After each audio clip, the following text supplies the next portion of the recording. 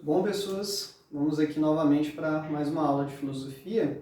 A última vez que a gente se encontrou aqui nessas videoaulas foi para conversar do Arthur Schopenhauer, filósofo prussiano, ali da primeira metade do século XIX.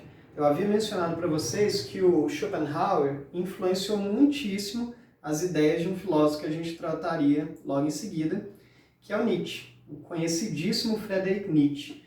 O Nietzsche, na sua juventude, ele teve uma forte inspiração schopenhaueriana. O Nietzsche, assim como Schopenhauer, era um crítico ali da filosofia metafísica, era um crítico daquelas heranças essencialistas, e no início da sua produção filosófica ele era carregado de ideias íntimas com pessimismo schopenhaueriano. E uma das obras que a gente percebe isso mais claramente é uma que eu havia até mencionado na aula passada, intitulada A Visão Dionisíaca do Mundo. Esse livro é o primeiro livro do Nietzsche. Ele escreveu ele um pouquinho antes de uma das suas grandes obras, intitulada O Nascimento da Tragédia. É uma obra de preparação para o nascimento da tragédia, e ali a gente vê o Nietzsche, digamos assim, bem schopenhaueriano. Ocorre que com a sua maturidade ele acaba rompendo com as ideias daquele que outrora o influenciou, especialmente com essa visão pessimista. O Nietzsche passa a negar esse pessimismo. A ideia do Nietzsche é basicamente a seguinte: se você rompe com uma leitura metafísica, se não há um sentido para a vida, não faz o menor sentido dizer que ela é sofrimento. Se não há um sentido universal para a vida, ela não pode ser nem alegria, nem sofrimento em essência. A vida é um projeto a ser construído, e é aí que dá início o chamado niilismo ativo, elemento fundamental da filosofia do Friedrich Nietzsche, que a gente vai detalhando, analisando com mais calma ao longo de alguns vídeos, né? Hoje, nesse primeiro vídeo, eu quero te fazer mais uma análise introdutória, de apresentação de quem é esse filósofo. Nietzsche, assim como Schopenhauer, veio da Prússia, aquilo que mais tarde seria a Alemanha, né? E viveu na segunda metade do século XIX. Ele morreu em 1900, batendo na porta ali do século XX.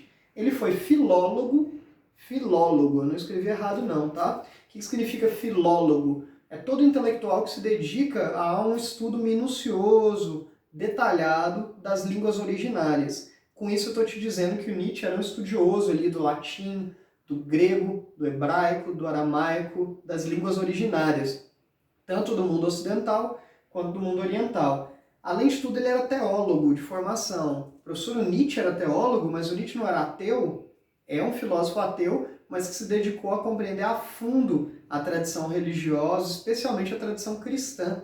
O Nietzsche era filho de um dos maiores pastores luteranos na Alemanha, né? Então ele tinha uma formação intelectual teológica muito grande. Embora ele tenha perdido o pai muito cedo, ainda criança, mas ele herdou do pai toda essa bagagem intelectual, todo o acervo bibliográfico que o pai tinha ali na sua biblioteca pessoal, que obviamente ficou para o Nietzsche, né?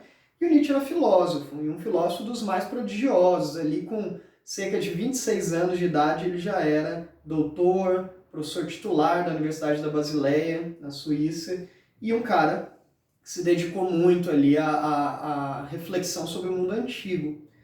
O Nietzsche não teve muito tempo ali da vida para se dedicar enquanto professor, porque ele passou por uma série de problemas de saúde, teve que se afastar do ambiente de sala de aula, mas dedicou a sua vida intelectual a publicações, a livros, escreveu muitos livros. Os livros do Nietzsche estabeleciam essa pegada da literatura com a filosofia.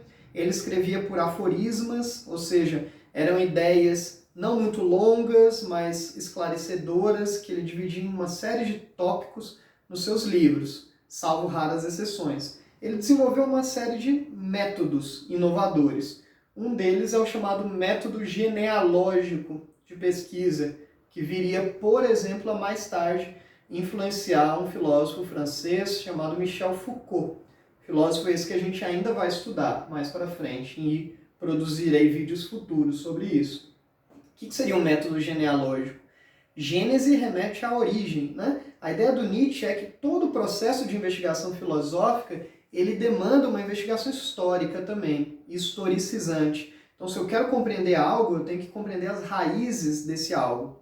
E uma das obras que mais marcou a produção do Nietzsche é uma obra chamada Genealogia da Moral, onde ele pretendeu encontrar as raízes da moralidade ocidental, a base, a gênese da moralidade ocidental, que para ele está assentado em dois pilares. O nosso modo de valorar o mundo, de definir o que é o justo, o injusto, o certo, o errado, está assentado em dois princípios. Um princípio que é filosófico, que são as ideias do Platão, do filósofo Platão, e um outro princípio que é religioso, que é o cristianismo.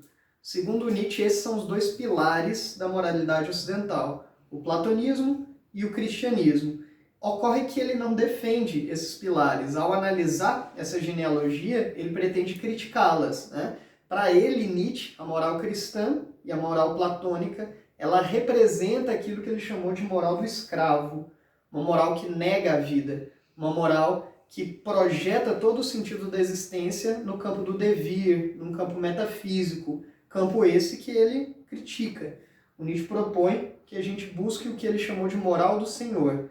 Nesse primeiro vídeo eu estou fazendo mais ainda uma introdução, né? A gente vai detalhar isso na parte 2 desse vídeo. Um outro elemento importante é o niilismo nietzschiano. Nietzsche é um nihilista. O que significa essa palavra?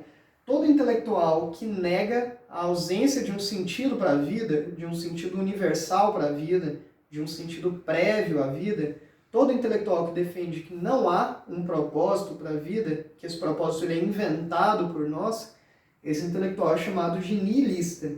Há dois tipos de nihilismo, um nihilismo passivo e um nihilismo ativo. O que seria o nihilismo passivo? É um nihilismo covarde, aquele em que, na ausência de um sentido para a vida, você deixa de se preocupar com ela, você deixa de comandá-la, a própria existência. O que o Nietzsche propõe é o nihilismo ativo, que é literalmente assumir as rédeas da sua existência. Entender que a sua vida ela não está predestinada por nada nem ninguém, que cabe a você construir o roteiro da sua própria trajetória, né? O que ele chama de estética da existência, compreender a vida como uma obra de arte. A busca pelo nihilismo ativo marca a filosofia nietzschiana. Ele também sugere que a gente faça uma transvaloração dos valores. O que ele está chamando de transvalorar os valores? Literalmente demolir as bases da cultura ocidental, assentada no cristianismo e no platonismo, e reconstruir uma nova forma de moralidade. Que nova forma seria essa? A gente vai falar justamente sobre isso no segundo vídeo sobre o Nietzsche, tá bom? Tchau, tchau para vocês.